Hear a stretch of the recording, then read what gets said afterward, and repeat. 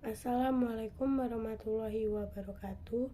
Saya Suci Fitriani dengan NIM 22017120 akan mempresentasikan materi tentang konsep dan pengelompokan linguistik makro dan konsep dan ruang lingkup kajian pragmatik dan wacana.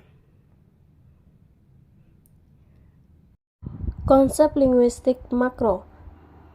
Makrolinguistik adalah bidang linguistik yang mempelajari bahasa dalam hubungannya dengan faktor-faktor di luar bahasa seperti dari segi kejiwaan, sosial, pengajaran, pengobatan, dan filsafat.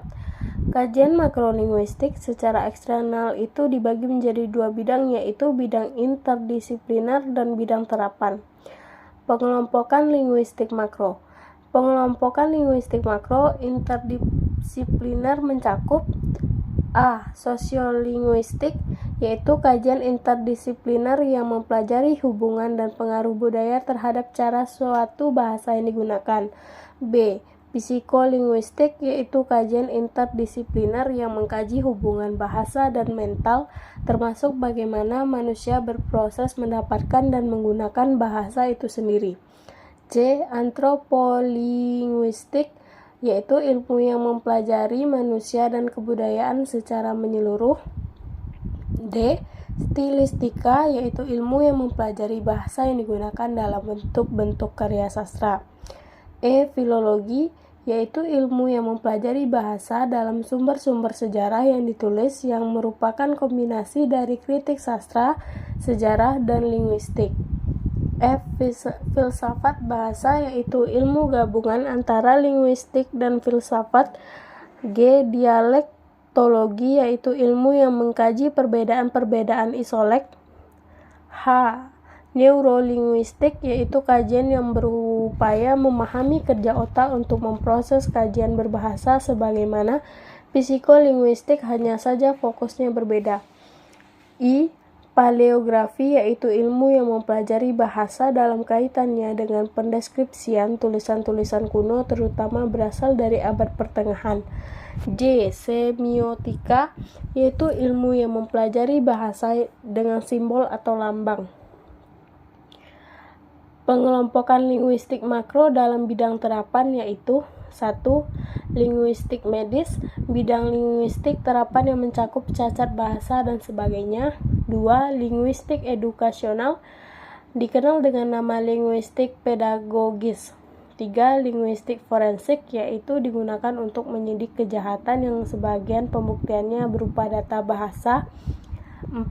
Leksikografi, yaitu ilmu linguistik yang mencakup metode dan teknik penyusunan kamus. 5. Penerjemahan, mencakup metode dan teknik pengalihan amanat dari suatu bahasa ke bahasa yang lain. 6. Sosiolinguistik terapan, mempelajari penerapan atau penggunaan bahasa dalam komunikasi sosial. 7. Grafologi, kajian linguistik mengenai sistem simbol yang digunakan untuk menyampaikan pesan bahasa dalam bentuk tertulis. 8. Pengajaran bahasa, mempelajari bahasa untuk kepentingan proses belajar mengajar bahasa. 9. Mekanolinguistik, yaitu ilmu komputer dan usaha untuk membuat mesin penerjemahan. 10. Pembinaan bahasa atau pemakaian bahasa sada dan patuh terhadap kaidah yang berlaku. 11. Medikolinguistik, mempelajari bahasa untuk diterapkan di dalam pengobatan. 12. Fonetik terapan, yaitu mempelajari bunyi bahasa dan penggunaannya di dalam praktek. B. Konsep dan ruang lingkup kajian pragmatik dan wacana. Konsep pragmatik dan wacana. Pragmatik merupakan ilmu yang menelaah tentang kecocokan antara kalimat yang diucapkan oleh pengguna bahasa dengan konteks yang mendasarinya. Pragmatik mempelajari tentang semua hubungan antara bahasa dan konteks yang ditandai dalam struktur bahasa. Wacana adalah kesatuan makna antar komponen bahasa di dalam suatu struktur bahasa yang terkait dengan konteks. Kesatuan struktur di dalam wacana bersifat abstrak, sehingga membedakannya dari teks, tulisan, bacaan, tuturan, atau inskripsi dalam pengertian yang sama. Ruang lingkup kajian pragmatik. 1. Deiksis. Deiksis adalah hubungan antara kata yang digunakan di dalam tindak tutur dengan referen kata itu yang tidak tetap atau dapat berubah dan berpindah. 2. Peranggapan. Peranggapan atau presupsisi adalah suatu yang diasumsi oleh penutur sebagai kejadian sebelum menghasilkan suatu tuturan. 3. Implikatur. Implikatur dipakai untuk memperhitungkan apa yang disarankan atau apa yang dimaksud oleh penutur sebagai hal yang berbeda dari apa yang dinyatakan secara harfiah. 4. Tindak tutur. Tindak tutur adalah produk atau hasil dari suatu kalimat dalam kondisi tertentu dan merupakan kesatuan terkecil dari interaksi lingual. Ruang lingkup kajian wacana.